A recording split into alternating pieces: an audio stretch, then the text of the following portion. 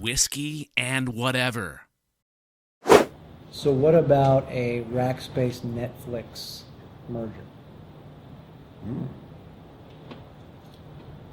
I mean, I'm open to anything. That'd be an interesting way to play it, right? Rackspace has distributed data centers. Netflix needs. Yeah.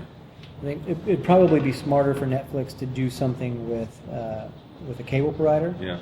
Well, when Amazon gets in the mix, I mean, it's a race to the bottom, right? I mean, you're racing people to the bottom. Yep. And by the way, I mean, I'm not for some of that. Like, you'll see price adjustments. Like Uber right now is coming in and saying just $1 off. We like your fares. Well, the first thing that happens when they drive Lyft out, prices are going up. Oh, of course. Yeah. When Delta drives when the threat goes away, you get when complacent. Delta drives AirTran out, or Southwest out, and Atlanta's had 10% price increase across all the gates this year. So you heard about the Paulding County Airport, right? No.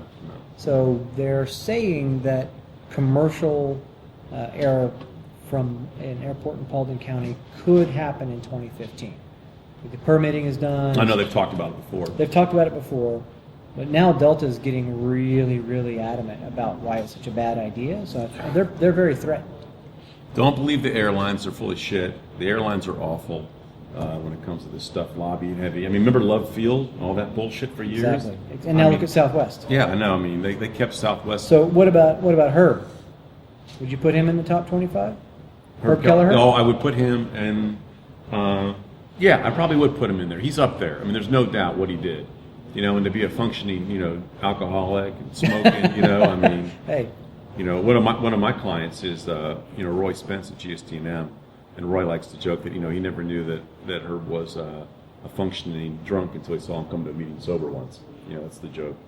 But no, he's done a great thing. He's great at employee relations. I think people, he's definitely a people service. person. Like, he shows up. He's at the gate having a cigarette, a drink. Yep. Back in the old days, you could do that. Now he goes in another room, has one. Hey, we're so glad you're at the company this long. I mean, great. And and the pilots love him too. I mean, they want to fly for him. Ones that establish airlines with better benefits would rather fly for him. Which goes to proves, it just gives some credence to the point that you want to work for someone that cares about you. And that kind of comes full circle to you asking me about insurance. So the benefits, that's only part of the equation, right? Mm-hmm. You want to work in a place where you feel like you're appreciated, where you feel like you're growing, where you feel like you're being challenged.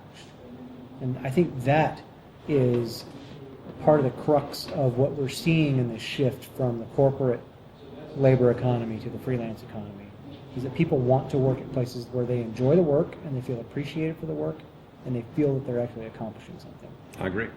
Rather than being a cog in the machine. Yeah. And the companies that don't adapt to that new workforce ethic, the way that the people who are coming into the labor force now look at how they want to structure their lives. The big companies that can't adapt to that, those are the companies that are going to struggle the most. Whiskey.